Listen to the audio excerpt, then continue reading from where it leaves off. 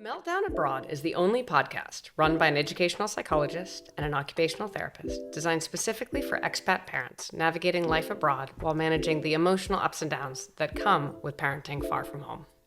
We are two professionals who live the chaos we coach other people through. I'm Chanel, the pediatric occupational therapist, and Tara is our educational psychologist. We will share real stories full of humor and authentic experiences, as well as expert insights for expat families navigating overwhelm, burnout, and a lot of big emotions. Welcome back to another episode of Meltdown Abroad. All right, I have to know, are you one of the people who sets New Year's resolutions, you and your partner? Okay, two people. So I don't. Okay. He does. He Okay. likes to set New Year's resolutions. And it's always things that I know that I just can't add to my plate. Yeah. But for me personally, I haven't set New Year's resolution in about 5 or 6 years because I just kind of realized that as an adult, the new year it's not a reset. It's not a clean slate. You don't start over. You're going into another year with goals that you already had from last year, things that you're still accomplishing. So the idea of adding more, which is typically what we do, is we set a goal to do something else, add something else to our plate. It's unrealistic. It's not achievable. And I usually just am left feeling crummy midway through. And I just stopped. I think a lot of people feel that way. I think a lot of people set them anyway because it feels like tradition. It feels like the thing to do. Right. But one thing that I noticed about that routine is that it also creates a lot of unnecessary pressure on the start of the year, which you've actually typically had very little time to think about, given the fact that you've been in like crazy holiday prep mode basically since October, depending on the holidays that you celebrate. Yeah. And so you've been go doing all of those things. And we kind of jump into setting these goals that we often haven't really even thought through very much. Yeah, it's very much in the present. Do you set New Year's resolutions? I have a different process. Okay. I used to set resolutions, and now I have a process that I like so much more. And your whole family can do it if they want, but it's much more reflective. It's much more in touch with the things we actually want, and it's not always about adding. Okay. And so we have a really big calendar, and so we'll use that to kind of just look at the year ahead. But before we do that, we do an audit of the last year. And the kids can do it too, which is really sweet. So we'll just look at what are the things that we really loved about the year before. Yeah. What did we love? What did we learn? What did we get better at? Because I think we often forget all of that goodness. Yeah. All of that, like, and particularly for expats, whether you're single, whether you're a family, we're doing a lot of things and we don't always give ourselves credit for those things, how much we've accomplished, how much we've grown. Yeah. And we just often with New Year's resolutions, it's kind of this like jumping into the next thing I'm supposed to do or achieve before even noticing all the things that I've already done. An audit of the year, like audits are good for everything, but for this, it's really lovely actually, because then you get to reflect on those things. Your kids get to reflect on them too. What did they learn how to do in school? What did they learn how to do with their friends? How did they grow? How did they get better? And then looking at, well, what did we do last year? What were the traditions that we started, the activities that we did, things that we did as a family that we would love to do again? That are those carryover things, these things that like that was fabulous and we loved it so much, we should do that again. And also, were there some things that we tried to squeeze in there that were not very helpful, or that we didn't really like or didn't feel like us? Yeah. Because that we've talked about this so much, that like we're always recalibrating in these new environments. And sometimes you try things on because it's a new environment and you're trying that on, and sometimes it doesn't fit. So there's the reflection back, and then looking forward, what are the things that you want to bring in? What are the things that you don't? And that can frame a little better if there are some things that you really want to work on or want to spend time on.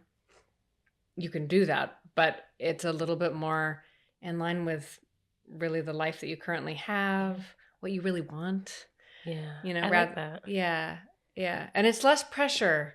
I think that when we've done all the holiday prep and we've been go, go, go, and then the first thing that we do before we sort of celebrate the start of a new year is tell ourselves something else we need to do.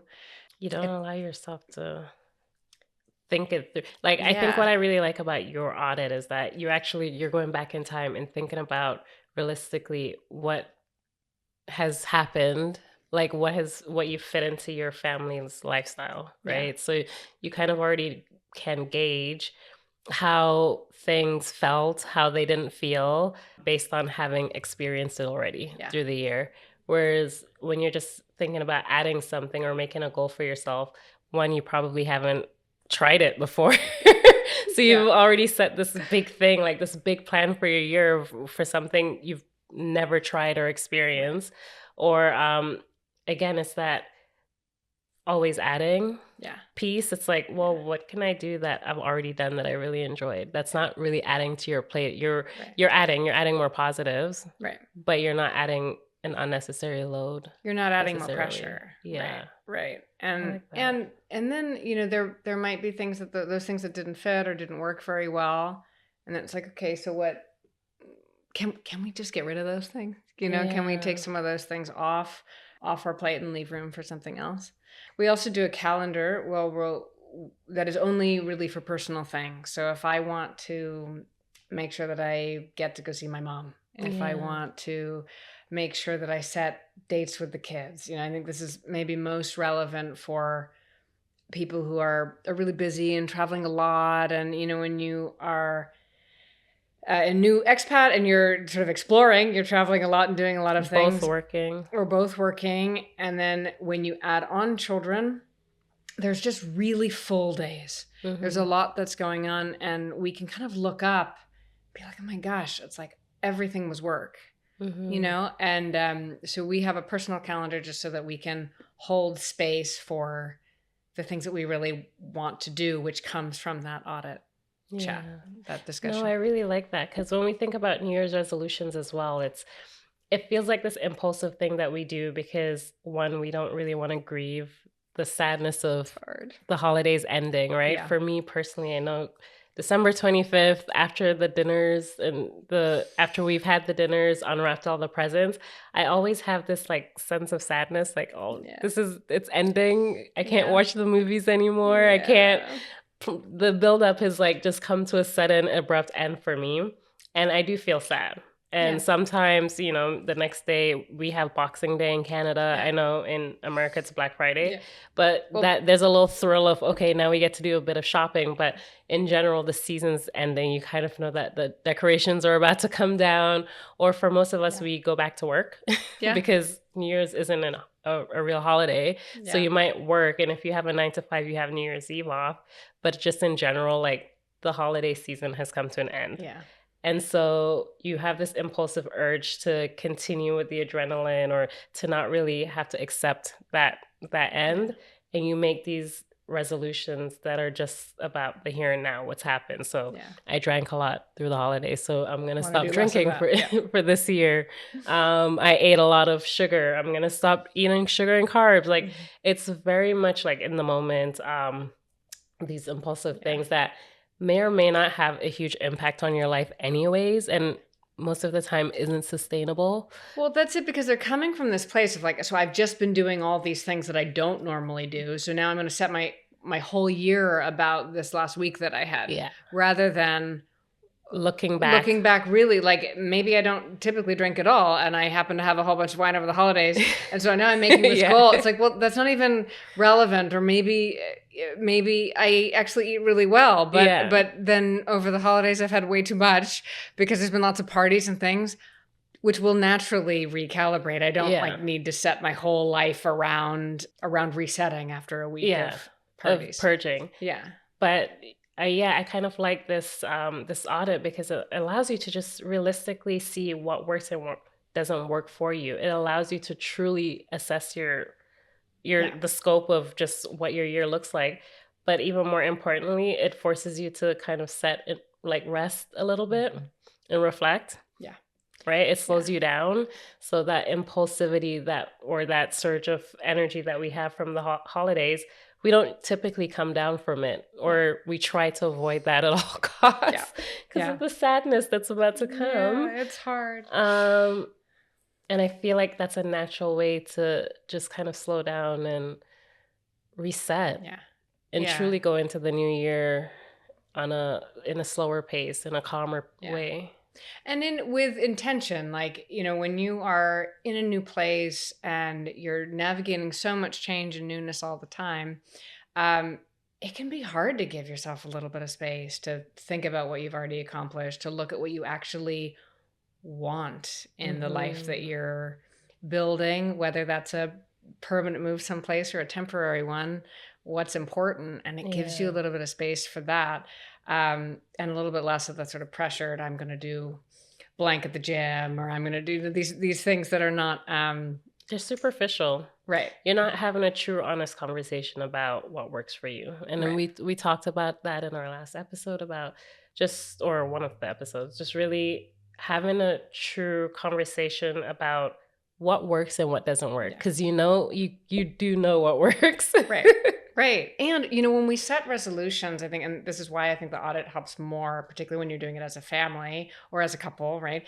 Which is that, like, if I'm making a resolution, I might be thinking just about myself as this sort of like sole entity in the world. Yeah. Right. I'm not thinking about me in the context of all of the different roles that I play, who I am to all these people, all the different sort of responsibilities, all the different things that I care about that definitely as an expat, certainly as an expat parent, compete with one another. Yeah. Right? Like my ability to exercise competes with how much time I have in the morning with my children. My amount of time that I dedicate to a work project changes how much free time I have in the evening for my husband and I. Or like all of these things, every yes is a no to something else. And so it's like it helps us to look at those things holistically. As a whole, as you in relation to all the different things that you're a part of, rather than just I'm solely marching through to this goal, which is usually why they don't take. Yeah. That's an excellent point, actually, because I think this thing about a New Year's resolution is this independent goal that you set for yourself. And so in the context of a family, that doesn't work. And then you set yourself up for this thing that doesn't work. And every year you're disappointed when you do look back and you realize you didn't achieve this goal. So you try again. And then you disappoint yourself again the next year. And it's not a great way to start. Right? It's a really sad way to go into the new year. Yeah. And you put even more pressure on yourself because you're like, I didn't get it done this year, but I'm going to get it done next year. And you're just not being honest. Like it's just not within the capacity of what you can do because you haven't thought about all your roles. You haven't thought about the fact that you need to be more holistic in your approach. Yeah. And then we can come up with things that do work because they're about what we actually really want. And what we can actually do within the context of all those roles. So I think you need to tell your partner that you are we're a whole now. We are what works for you doesn't work for me. Yeah. I do. It's always something around health as well. And I'm like, when it comes to health, most of the responsibility is on me. Yeah. I don't have the capacity to give myself that additional thing to add that load to my plate. So unless you're going to take charge, sure. But I know that it's going to be me. Yeah. So I just don't entertain it. Well, this is it. Is it realistic? Is it actually in line with what you really want? Or is it basically like we're making this resolution because we've just said, gosh, this last week has been really intense. I don't want that for like the next week or the one after that. I want it to be calmer. I want to have less of some of these things that I would have if I'm, going to lots of parties. But that's not at all like the whole sort of picture of. Imagine just thinking about all the joys that you had throughout the year and just adding more, saying, I want more of this. This is what I'm going to do in the new year. I'm going to add more of this because it felt good. It felt right. And it benefited my entire family and I. Yeah. And then it helps to combat that post-holiday blues, right? Because you've taken down the Christmas tree if you celebrate Christmas, you've taken down the lights, the presents are done, the big hosting is done, right? And we have that letdown that you were talking about. And okay, so now it's like, well, could we look at like all the amazing things that we did this year, the things that we learned and discovered, and bring that into the new year? Exactly. Bring that energy. Yeah, exactly. Yeah. I think it helps to combat some of that sadness. It feels more meaningful. Though I can tell you another thing that combats that sadness that's really silly, very Berlin, which is that we live in an apartment, and when we want to get rid of our Christmas tree, so when you have a home, you can just bring it out to the front, to the street. But here we're in an apartment building, and you can't. I mean, it would make a huge, huge mess to take it down the stairs. So we have the very silly tradition of popping it over the balcony, and it's a huge tree, and so some of us go down to the bottom, and the kids usually stay up at the top, and someone films it, and we're literally dumping the tree off the side, making sure no one is in the way or gets hurt. But that is like this very silly thing that also helps to combat some of the sadness Whatever of taking works. down the tree. It's a new tradition. I'm like thinking, why do we even have to take down the decorations? Why can't we just keep them up until March? Okay, we do keep some lights up in the house for like most of the year. We just turn them off most of the time, but we keep some holiday lights up. Yeah. I'm like, nothing makes me sadder than coming back to Berlin and the Christmas markets are all dead. I'm like, hello, give me another week. Like let me adjust slowly. Why are all the lights off? It's dark. It's still gloomy outside. Like, can we just leave the lights on at least? Like brighten the place up. This actually makes me think that maybe in that audit, maybe this is something I can do this year too, is like when we're talking about the past year and when you're looking ahead, there's this January to February sort of reality in places that have sort of significant seasons or also just quite a lot of like colder darkness, which is where we are at the moment. It's like how might you do some things that allow you to enjoy some of that?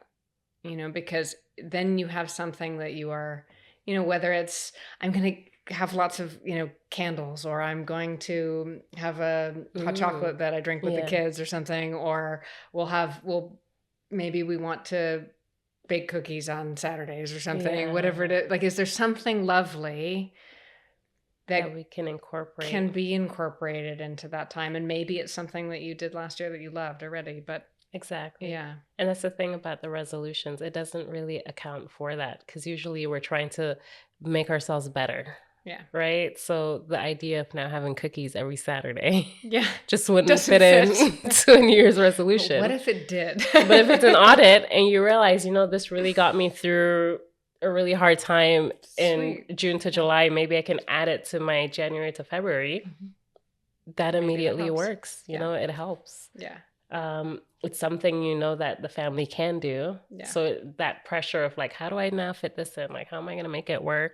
You've reduced all of that because you've done it before. Yeah, exactly. And for people in colder places, it is useful to kind of tap into our communities a little bit and talk about the different inside activities that other people are doing. Because if you're new to a place, you might not know some of what those are. Where we are, some of them, particularly with kids who have a lot of energy in the winter and it's quite dark quite early, looking at the, can you go bowling? Can you go to an indoor playground? Can you... I saw a post the other day and a mom was asking, where do people take their kids? Because all the parks have no lights. Yeah. And I was like, who didn't think about putting lights in playground parks in the city? It's tough. It gets really dark really early and our kids still need time to play and run and so coming up, even just talking to other people about some of the things that they're doing in the winter can give you some new ideas. Yeah, maybe you can go on whatever parental board or committee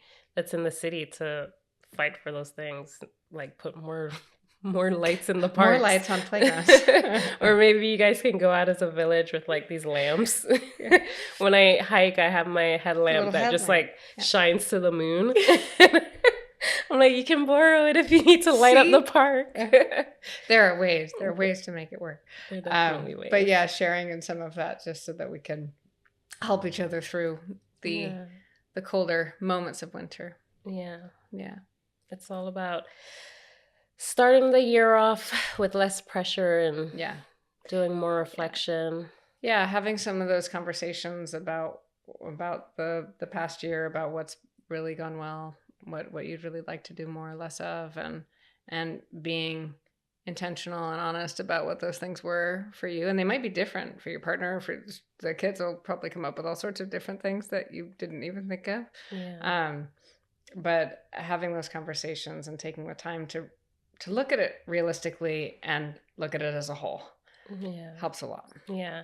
January 1st, 2026 doesn't mean a clean slate. That's right. Deadlines that I had last year that were due January 5th, they're still there. Continuing, right? I don't get to say, well, you know what? It's January 3rd. Yeah. We're in 2026 now. I don't have to do that anymore. Let's just be realistic in that we can't expect to just start over new because we have a lot that's already continuing. And I loved what you said about it's just this thing about individualism. Yeah. And if you're with a family or if you're in a partnership, you're not an individual anymore. And so a New Year's resolution just it might not fit in. Yeah, and what does? Does reflection fit in instead of resolution? Does really acknowledging your past successes and looking forward at things you want to incorporate or things you want to change. Yeah. And I think throughout the year we put a lot on ourselves already around our failures. And so that audit, like even if you want to skip looking at the failures, it allows you to do that.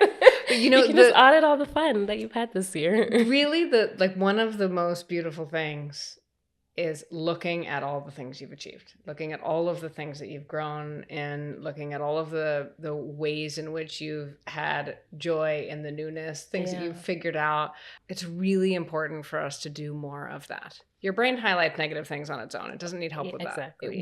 We need to be able to bring in all of the things that we've done and worked on and made progress with and learned and celebrate those things. And in that, I mean, you do get to look back on the failures and realize that you did overcome it in some way, right? You did have the successes after the failures.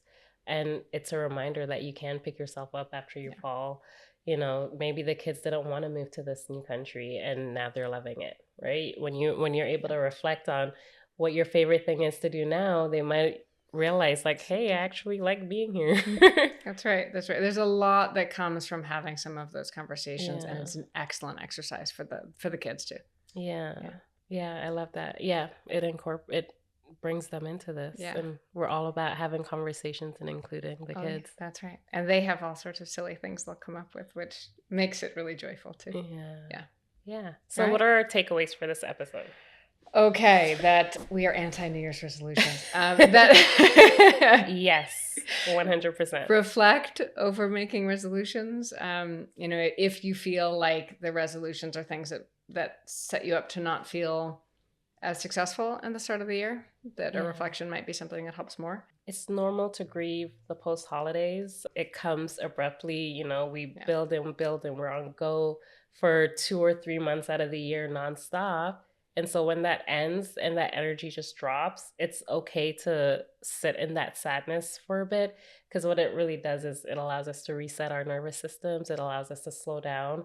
And that's where we can really start to incorporate the reflection, right? Instead of trying to make a new goal, use that down period to look back on the highlights and do the audit. That's right. You can naturally kind of transition into the audit that way. Right. Audit over resolution. Yeah, New Year's audit. That's right. It's really good. Well, Happy New Year. Yeah, happy 2026. Here we go. Well, I think there's a lot of takeaways from this, and I can't wait to hear what you guys have to say what you guys are looking forward to for the new year. What's something that you can bring into the new Mhm. year from last year? Definitely drop it in the comments below. It's a community in there. We want to start talking and helping each other if we can. But yeah, thanks for tuning in, everyone. Until next time. See you soon.